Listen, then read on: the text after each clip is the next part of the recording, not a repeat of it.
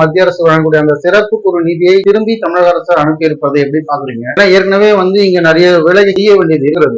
பாதைகள் அமைப்பது, சுடுகாடுகள் அமைப்பது, பள்ளி கல்லூரிகள் கட்டுவது, இது தொடர்பாக எவ்வளவு செலவுகள் இருக்கிறது. இருக்கும்போது அதை வாங்கி செய்வதில் அரசுக்கு என்ன தயக்கம் இருக்கணும்? ஏன் திருப்பி அரசு IAS கீழே இருக்கக்கூடிய அதிகாரி எல்லாம் 1ஆம் தேதி ஆனா தன்னுடைய பாக்கெட்டுக்கு சம்பளம் வரும். அதுல எந்த ஆனால் எந்த மக்களுடைய வரி பணத்தை நாம் சம்பளமா வாங்குறோமோ அந்த மக்களுக்கு தான் செய்ய வேண்டிய கடமையை செய்யுங்கிற எண்ணம் யாருக்குமே இல்லை. மத்திய அரசு ஒதுக்குன அந்த சிறப்பு உட்கூறு திட்ட நிதி 5318 கோடியை திரும்பி அனுப்பிச்சிருக்காங்க. அதே மாதிரி மாநில அரசு ஒதுக்கக்கூடிய 918 கோடியும் திரும்ப மாநில அரசுடைய கஜானாவுக்கு போயிருக்கு. நாங்க ஒரு 6 மாவட்டங்கள்ல 167 கிராமங்கள்ல மயானமே இல்லை. பல கிராமங்கள்ல மயானத்துக்கு வழி இல்லை. பல கிராமங்கள்ல மயானத்துக்கான அடிப்படை வசதி இல்லை. இன்னைக்கும் ஒரு நிரந்தரமான நல்ல வீடு இல்லை, பெரு வசதி இல்ல, பெரு சாக்கடை இல்ல, பெரு லைட் இல்ல. இவ்வளவு பிரச்சனை இருக்கக்கூடிய இந்த மக்களுக்கு ஒதுக்கப்பட்ட நிதியை திட்டமிட்டு திருப்பி அனுப்புவது வேடிக்கையாகவும் கேலி கூத்தாகத்தான் நான் பார்க்கிறேன்.